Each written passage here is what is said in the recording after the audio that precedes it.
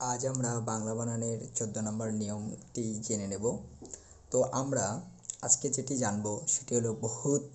আর এই ভূত অর্থাৎ ভয় হ্রস্বকার, আরেকটা হলো দীর্ঘকার। কখন হ্রস্বকার ব্যবহার করা হবে, কখন দীর্ঘকার ব্যবহার করা হবে, এই বিষয়টি নিয়ে আজকে আমরা আলোচনা করব। তো প্রথম যে বিষয়টি বলছি সেটি হলো একদমই খুবই সহজ বিষয়, যে শুধুমাত্র অদ্ভুত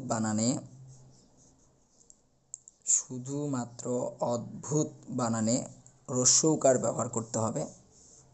শুধুমাত্র অদ্ভুত বানানে হ্রস্বকার, এছাড়া সকল এটি অদ্ভুত ব্যতীত সকল ভূতযুক্ত শব্দে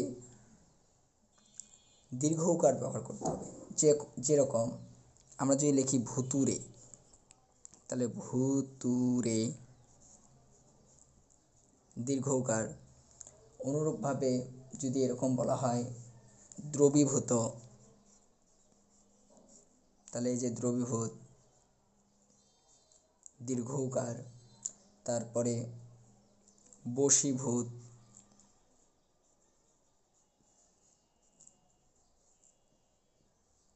দীর্ঘকার। পরাভূত,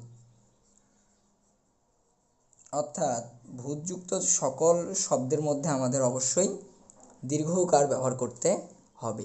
শুধুমাত্র অদ্ভুত বানান ব্যতীত, অদ্ভুত বানানের হ্রস্ব, বাকি যত সকল বানান আমরা লিখব একই রকমভাবে। যদি বলি একীভূত, তাহলে সকল ভূত বানানের হ্রস্ব না, অবশ্যই দীর্ঘকার ব্যবহার করতে হবে।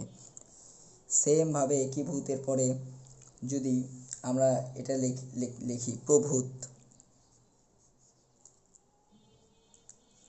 মানে এক কথায় সকল ভূত বানানেই দীর্ঘকার ব্যবহার করা হবে, শুধুমাত্র অদ্ভুত বানানে হ্রস্বকার, আর কিছু না।